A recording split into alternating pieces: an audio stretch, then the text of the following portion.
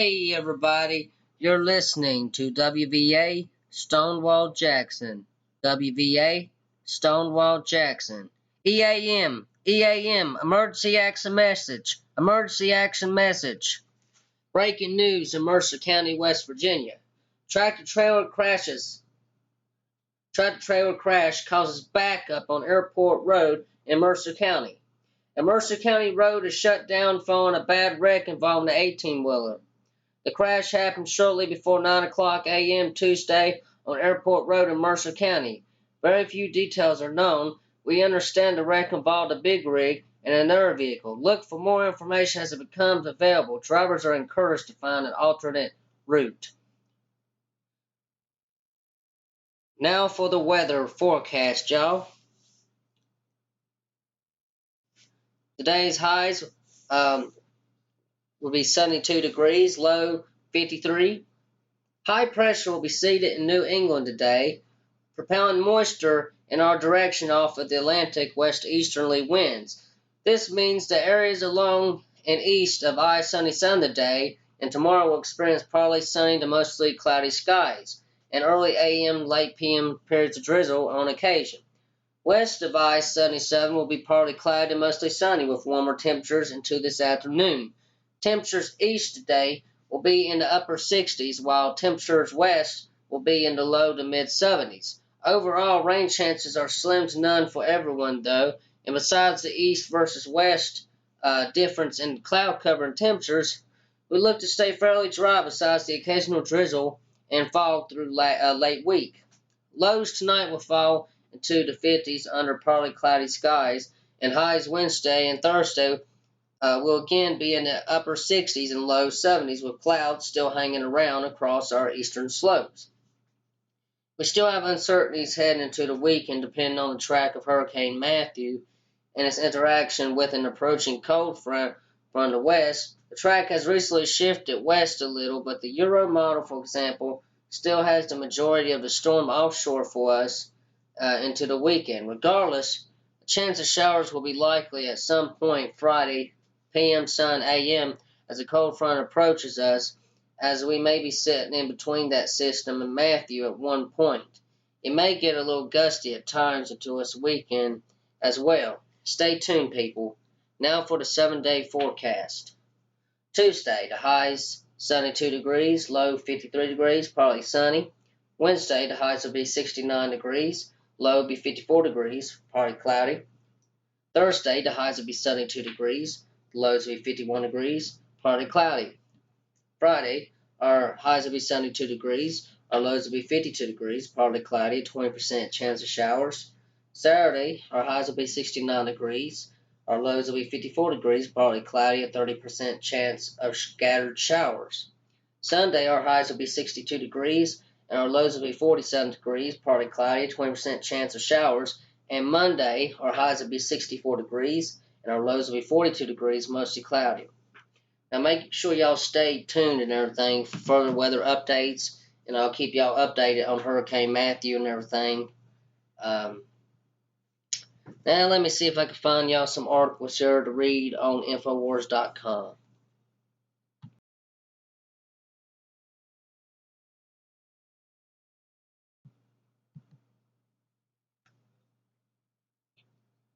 See if I can find you these articles.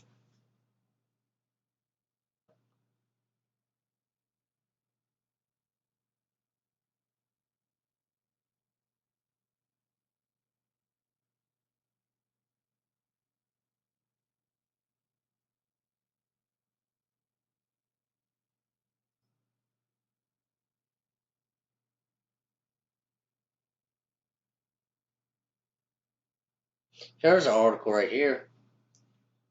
If I can get it to pop up for y'all. What's a short? It says, man says Bill Clinton is a rapist, live on MSNBC. Let's see here. Now, I'm not sure if I read this article to y'all or not. But it has this article here. It says, watch, Trump supporters assaulted for wearing Trump shirt at San Francisco bar. Wearing a MAGA Trump shirt got a couple of Trump supporters violently attacked and expelled from the Zeitgeist bar in San Francisco. From Got News. Here's how it happened according to one of the two Trump supporters who were assaulted.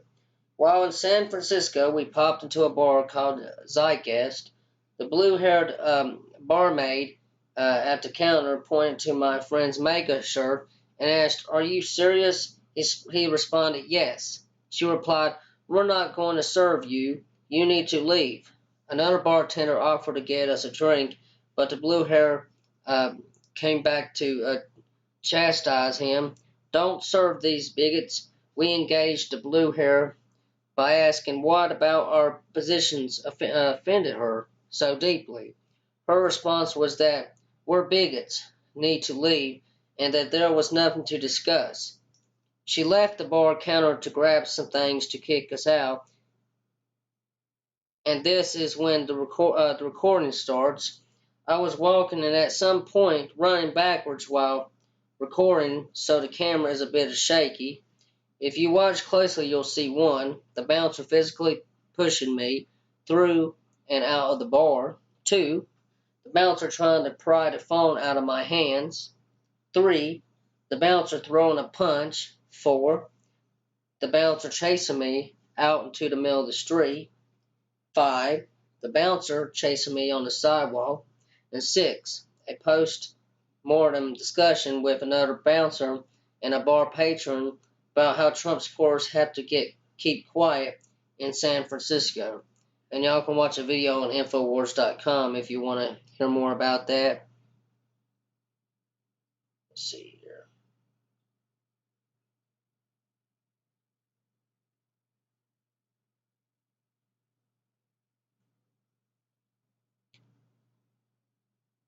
Here's another article here.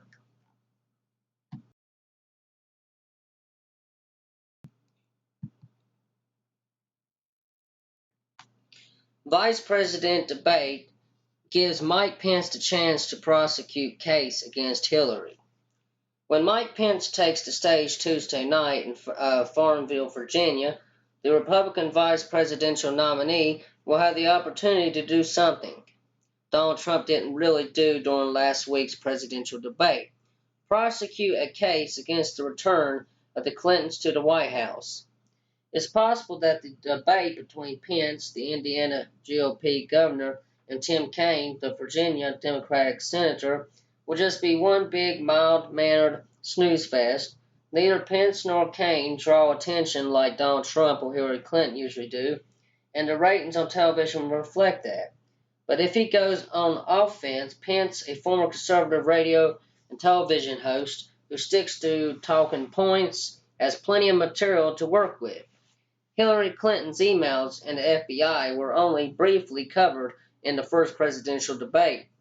There was hardly, if any, discussion of the Clinton Foundation, the Benghazi attacks, her foreign policy stances while serving as Secretary of State, or her move to the left on a variety of political issues.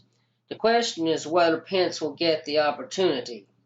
Trump may have planned to go after Clinton harder during their debate, but he ended up spending a lot of the 90-minute showdown playing defense. The moderator Lester Holt didn't bring up many of Clinton's vulnerabilities, a reminder that Pence might have to be proactive and bring up those issues himself. You can read more on that article too on Infowars.com.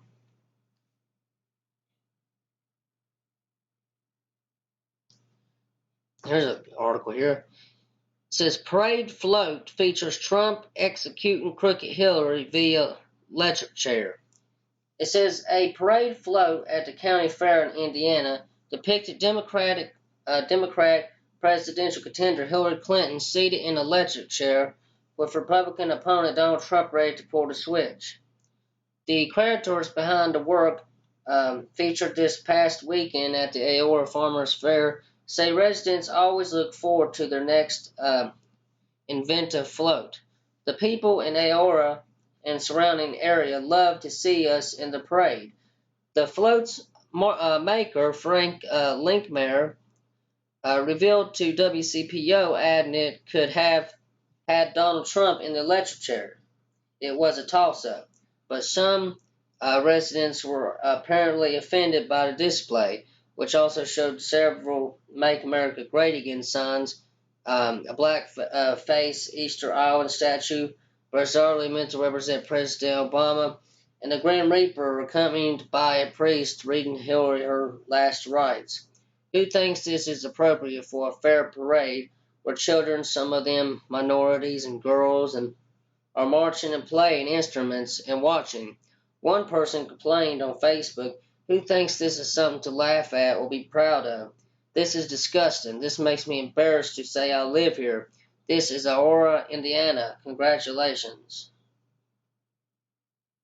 This is the photo credit WCPO. Another person laminated the float, which scarred the next generation of Americans. So glad I didn't see that. That's disgusting. And to think our town administration thought the float was acceptable. It's so scary to think what our kids are going to have to live with, Lisa Polak protested on Facebook. Another resident, however, told WCPO, people offended by the float always have the option of looking away. He does something every year, Frank's Frank, Patrick Schooling said. I don't see anything wrong with it. If anybody's offended by it, then they shouldn't look at it. Linkmeyer claims they meant no offense, but only meant to spoof the tumultuous 2016 presidential election, as they had parodied other things in the past. The event sponsors, the Aurora Lions Club, released a statement saying they regretted the display, which was part of the Aurora Farmers Fair Parade on October 1st, which offended some viewers. We hope the political circus of this year's election stays with the national media. And that's the end of that, y'all. I thank y'all for listening to my radio program. There'll be more from where this came from and everything. I hope y'all have a good day, and God bless y'all. Here, I am convinced, is the best Republican political ad that has run this year. I cannot believe this didn't become a national news story this year, just how good it is, how moving and effective it is. I'm quite sure you have not seen this, but check it out. I think this is great.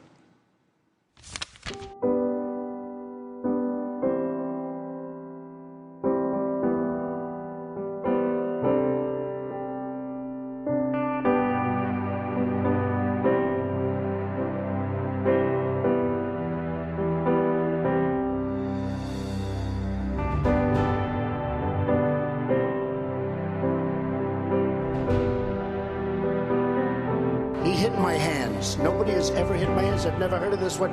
Look at those hands. Are they small hands? And he referred to my hands. If they're small, something else must be small. I guarantee you there's no problem. I guarantee you. Okay.